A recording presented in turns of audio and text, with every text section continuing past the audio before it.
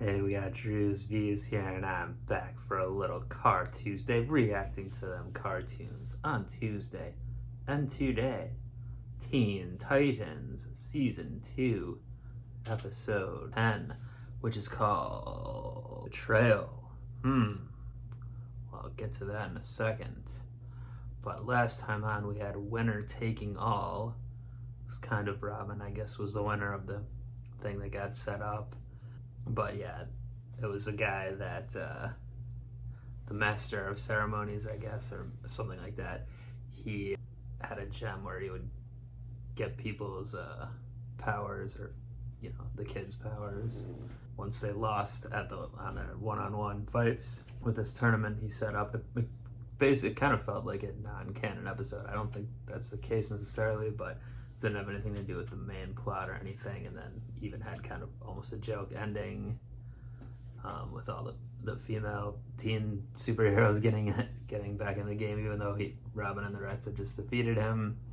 So it doesn't even seem like he's a real guy, or he's like some kind of weird computer program or something, the guy. But anyway, it was a fun episode because we saw, well, only the three boy Titans were in it really, but we saw some of like Aqualad and some of the other old characters too back, which was fun in that fighting tournament.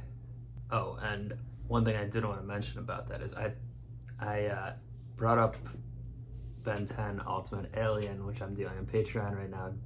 Check that out if you're interested. Patreon.com/Drewz Viewz. But it reminded me of that series, the last episode, because the master guy, when he got Beast Boy's powers, Cyborg, all these guys' powers, he turned into a thing where he could use them all at once, kind of, and like he looked like each part of him had a different one of the heroes, which is very similar to something from Ben 10, specifically Ultimate Alien with this character named Egregore.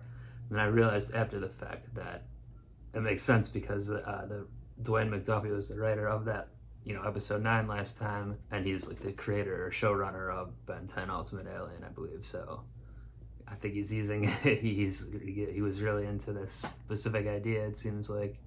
Unfortunately, I believe he's passed away now, which is sad, but I think I read that. But yeah, he, I guess, did a lot of writing on these and creating these animated shows, so into the superhero stuff, and specifically that combining all powers into one villain sort of thing. So yeah, pretty interesting, but glad I noticed that. Anyway, this time, Betrayal.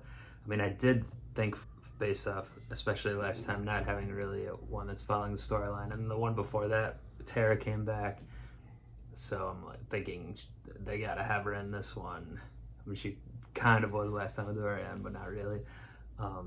But I gotta have a more normal episode, I'm thinking here. And then Betrayal, I mean, it did seem sketchy how she came back and Slade was still around, and at the end of that last the episode was Titan Rising, she kind of said like, oh, they trust me, to herself. So I'm sus on her, and the title of this episode makes me continue down that path, I think. But we'll see, maybe it could be something not related, but I don't know.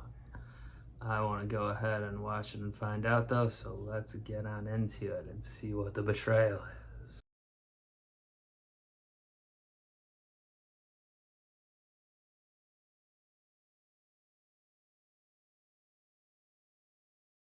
So I ultimately was on the right path there. I guess they put the pieces in place for you to figure it out, but her coming back and Slade being around was no coincidence.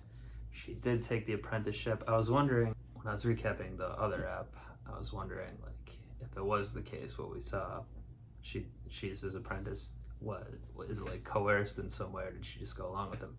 Seems like she just went along with them, thinking she had no other option, or he's the only one that could help her get her powers in line. But quite short-sighted, Tara. I know, I guess they're setting up that she's always kind of been on her own, like nomadic, and just going around basically not having a home, and so I guess she's more susceptible. But you'd think she would want the real home of like the team and whatever, but I guess some self-destructive tendencies there. Well, the drama is certainly ramped up. The tower's pretty destroyed looking. Of course, Beast Boy is devastated.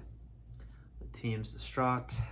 Slade is he took the W here for the most part. I mean, he did say they're changing their plan, so I don't know why. Does he still just want to destroy them? Is he satisfied with Tara as his apprentice? I guess. Like, he really wanted Robin, it seems like. Did he accept that he's not going to get Robin over? I'm still curious to know a little bit more about Slade. Like, why does he want an apprentice so much in the first place? But yeah, because I mean, he mostly works with these machines, like all the ones that destroyed the henchmen that destroyed the tower, and that we've seen a bunch of times with them. They're just, yeah, like robots basically. He could control all that. Why does he need a human? I mean, I guess Tara's human.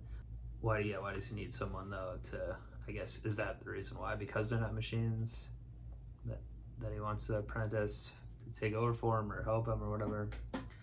I don't know. We'll see if they get into that. But yeah, I'm happy we're back on the main storyline now, and yeah, it's definitely getting good here with this betrayal. I'm wondering, I mean, there's only a couple episodes left in the season. I assume they're all going to be dealing with this.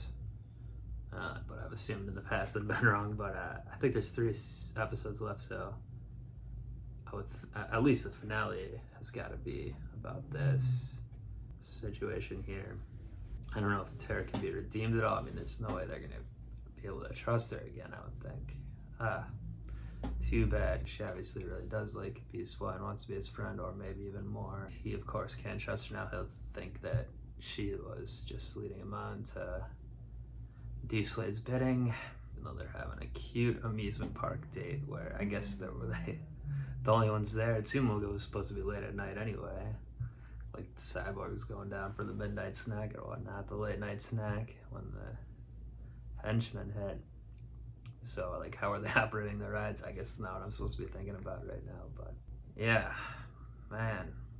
Well, that was a good one. I'm excited for next episode, number 11 of season 2 here. Join me back for that one next week, next Car Tuesday.